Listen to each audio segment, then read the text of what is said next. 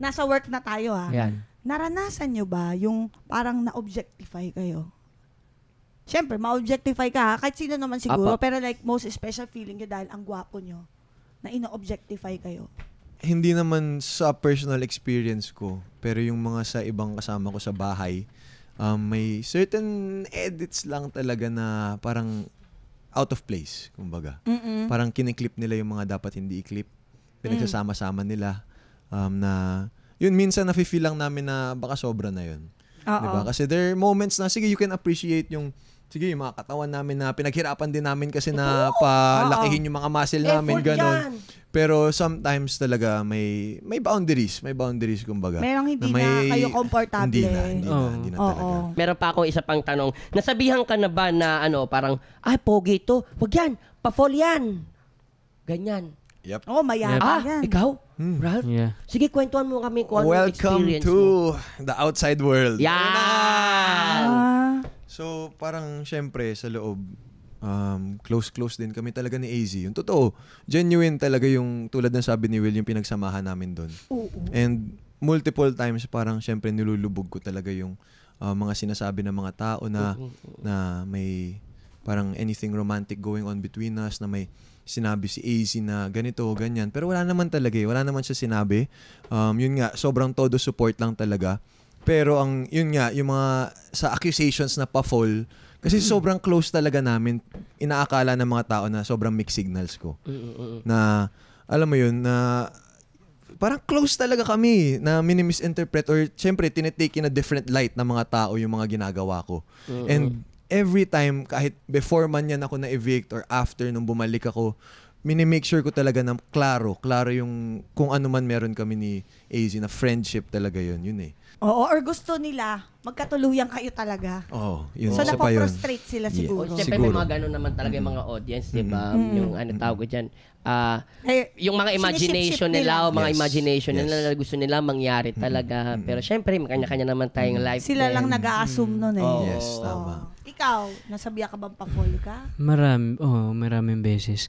Lalo na, ito after, siyempre, nakakalungkot din, of course.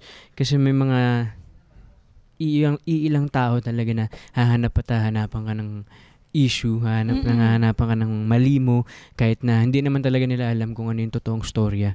Kung bakit hindi kami nagkausap ni ganito, hindi kami nagkausap ni ganyan, ba't tumagal nung bago kami nagkausap.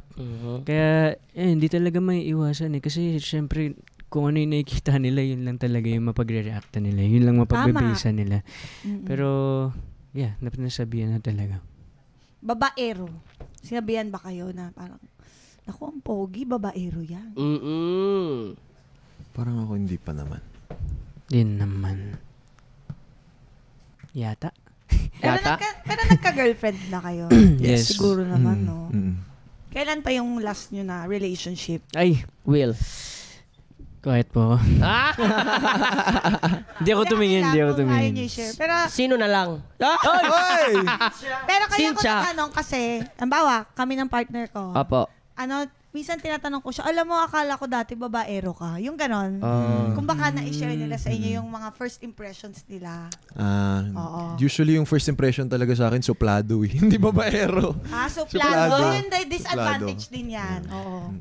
Yeah, actually, yung past. Yung past talaga. Sabihin ako, akala ko ganito, babaero, ganyan. Oo. Totoo pala. Hindi Gabi. Ano ba ang joke? Gusto mo maging close tayo. Hindi, feeling ko naman talaga, mapagmahal tong dalawang to. Kaya swerte magiging girlfriends itong dalawang to eh. Yun nga. Girlfriends kasi dalawa kayo eh. Okay. Yes. Tama.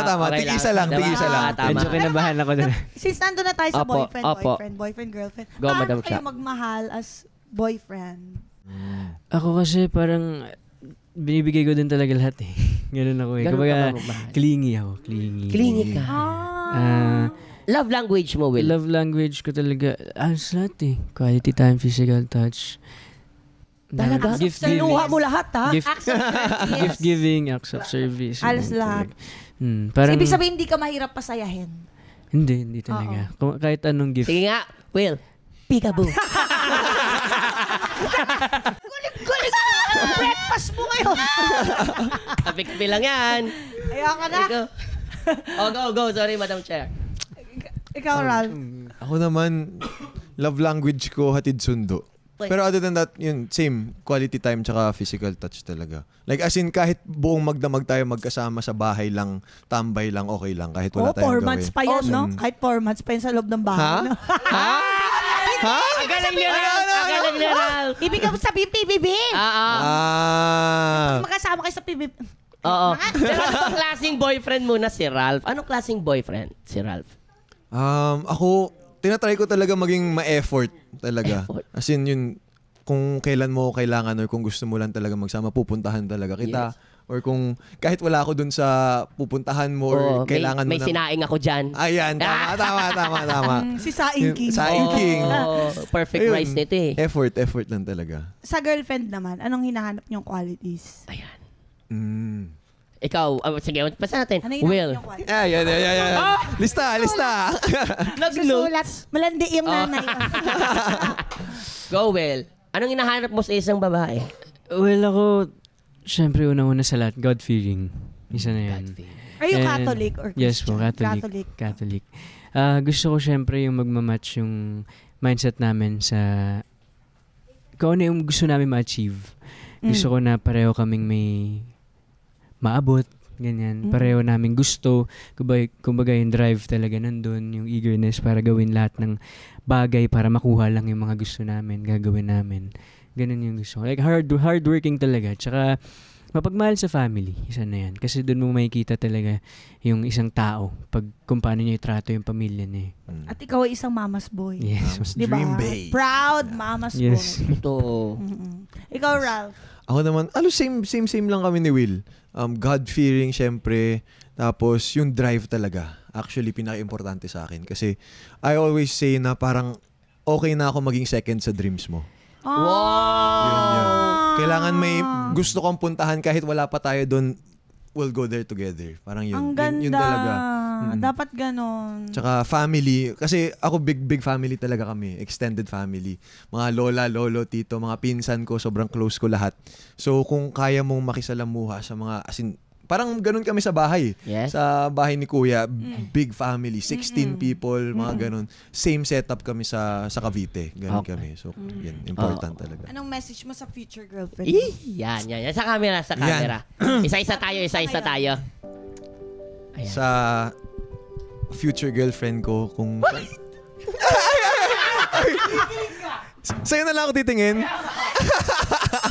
Okay na ako. Sige, dito na lang. Oy, pulang-pula ka. Go, Ralph. Sorry, Ralph, to interrupt you. Ayun, sa future girlfriend ko, sana kung saan ka man ngayon, na mapagtagpo tayo whenever the time is right. In God's perfect timing, alam kong magkikita tayo and magsasama tayo to achieve our dreams together. So, can't wait to meet you. Yeah! Guys, ang gwapo talaga nila sa personal. First time ko talagang hindi ko alam yung next kong question. Ang init. At saka ang bait nila, matalino. Di sigurado malaki in-improve nyo lalo, no? Opo. Dahil doon sa experience nyo Sa loob ng bahay po talaga. Teka, si Will muna. Ang swerte na magiging girlfriend nila. Ikaw na. Ako naman, to my future girlfriend. Hindi ka na. Ay! Ayun lang! Joke lang.